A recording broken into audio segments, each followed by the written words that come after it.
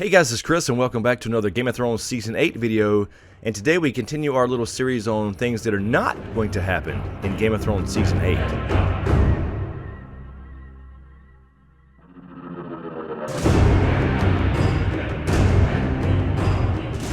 Alright, so let's jump right in. Number 1, Arya will not be revealed to be the waif. Now, I do like this idea of a big twist where Arya has been dead this entire time, and she comes back to Westeros and continues some Faceless Men storyline where she was actually the haircut, or the waif, posing as Arya Stark, but in the scheme of things, it doesn't really make much sense. She wouldn't know what to say to certain people, she certainly wouldn't have Arya's memories, for example, coming back to Westeros and killing Walder Frey and the rest of the Freys in order to avenge the Red Wedding. So it just wouldn't fit. She would be out of character, she would be saying odd things to people, she wouldn't know what to say, she wouldn't know the past experiences between them. Sure, the waif knows a little bit of Arya's past, but not enough detail to actually interact with people she knows and loves, especially her family back at Winterfell. And besides, that was in fact the haircut's face we saw hanging in the Batcave, the Hall of Faces, back in Season 6. And on to number 2. There is not more than one Night King. So I know there's a lot of theories that there has been multiple Night Kings, that the first man we saw turn into the first White Walker has somehow passed down that title over generations, over 8,000 years supposedly, but this is the same antagonist that is coming back after all this time, again supposedly 8,000 years. It just doesn't make a lot of sense for a Sub-Zero Ice King to pass down the title to other White Walkers, which he clearly turned from human babies. I believe the showrunner simply used the name Night King in reference to the Night's King tale from the books to simply identify the de facto leader of the White Walkers and the first White Walker ever created, who I do believe will be a Proto-Stark. There has to be a reason he's coming back now and waited all this time, and we do have to get this final big twist in relation to the Night King, so it doesn't make sense that he somehow passed down this title to other White Walkers, and besides that, he actually is the exact same actor who we saw get turned into the White Walker in Bran's vision. And number 3, there will be no Nissa Nissa. At least in the sense of Jon stabbing Dany or Melisandre, for example, to gain a literal flaming sword. Again, I've said on many live streams here, what could that flaming sword do that a Valyrian steel sword or dragonglass can't already do?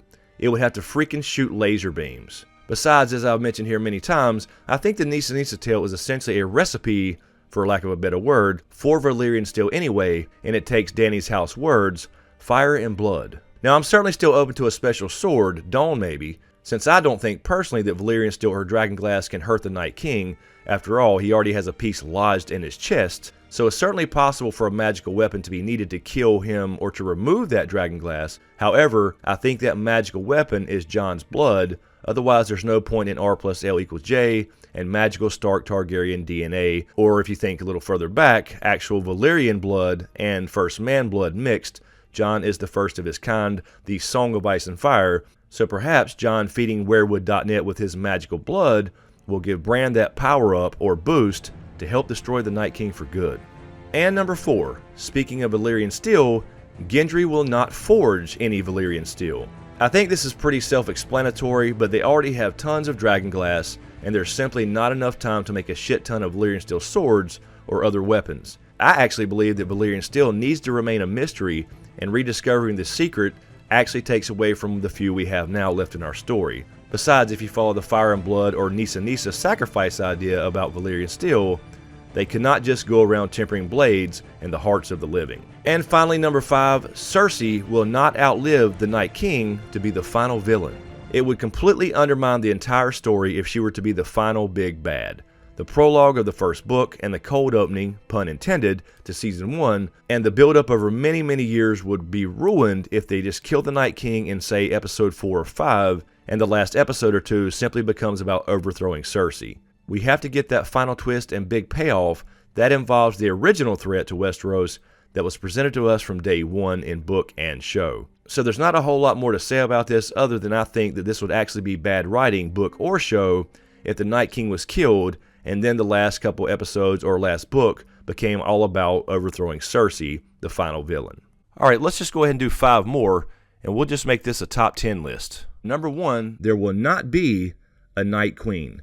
Now, I know a lot of people think about the story from the books about the 13th Lord Commander of the Night's Watch, and how he took a White Walker or another female as a bride, and of course gave her his seed and his soul. And people seem to think that the Night King from the show, the leader of the White Walkers, is coming back now to perhaps take Dany away as his bride, or that he was promised something, etc. in the previous pact. But in the show, at least, there's really no foreshadowing or evidence for that to happen at all. I don't think it's a bad idea, and I do understand the reasoning, because we do have the whole backstory about the 13th Lord Commander who became the Night's King, about the supposed female White Walker. It seems to be the only one in history, and you do see stuff in the show like Craster giving up his sons, and of course it makes us ask, are there female White Walkers? Have there ever been? And why does Craster only give up his sons? But other than that story, and that mainly being a book thing, there's really no evidence or foreshadowing at all. Now it could be there needs to be some union of ice and fire, with the Night King being ice and Dany being fire, etc., and Jon being the Song of Ice and Fire, or both. But it doesn't really make sense in that context either, because there have been plenty of female Targaryen / Valyrian dragon riders, for that matter, within Westeros up to 150 years ago.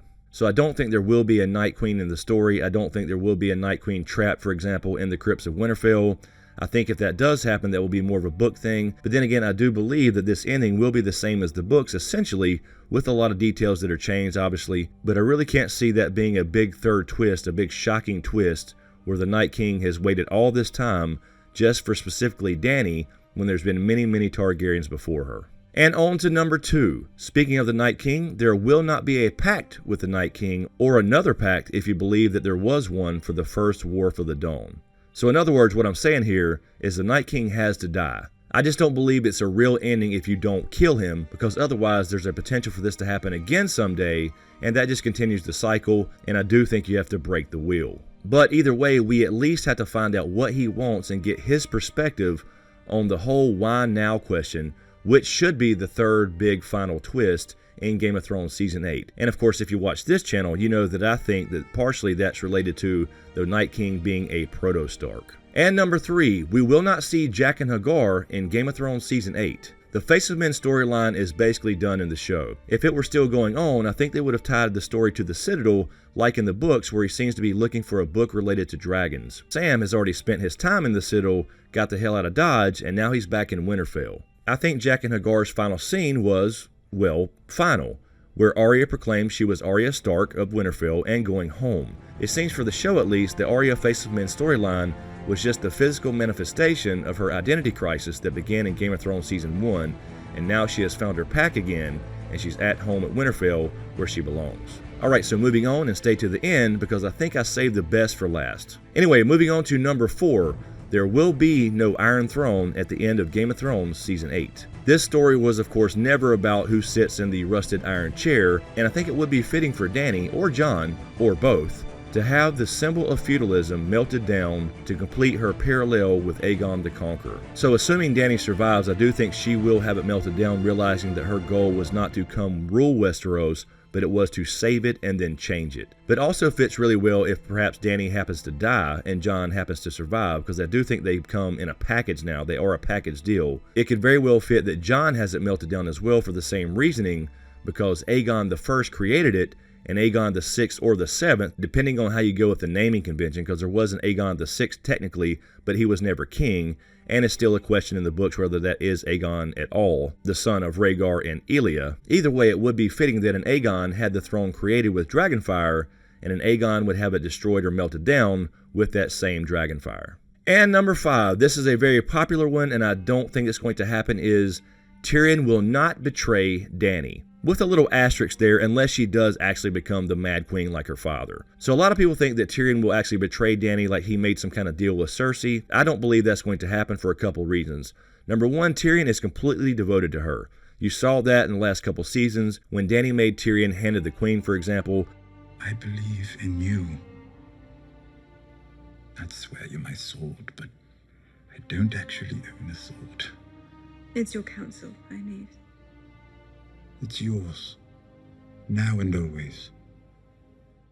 He completely believes in her, and we saw that last season as well when he discussed the line of succession with her, because he truly believes in her ruling and it's going to make the world a better place. He truly wants to protect her. He's always advised Dany to not get on her dragons and ride around and fight herself, because all it takes is one random arrow to take out the future. Now, granted, he does want to protect Cersei's child. There's no doubt that Tyrion will want to protect Cersei's child. Even if she loses it, he would not know that, so there will be some drama. Don't get me wrong, there will be some drama between Tyrion and Dany when Tyrion keeps advising her and Jon and the whole crew up north not to burn down King's Landing, because he does want to protect his family in the sense that he did love Cersei's children, but he has no love for Cersei. All he knows right now is that she is pregnant, so there will be drama for sure. But he will not betray Dany, because I think he can simply tell Dany the truth. Cersei is pregnant. That's why she agreed to help, although she didn't really agree to help. And it's not the child's fault. So in that case, I think Tyrion would simply tell Dany the truth. There's no reason to hide it. There's no reason to make backroom deals when he has no power to do so. And of course, Dany having children herself, and one who just died, being the dragons of course, being Viserion in particular, I think she could actually empathize with Cersei just a little bit and at least respect the fact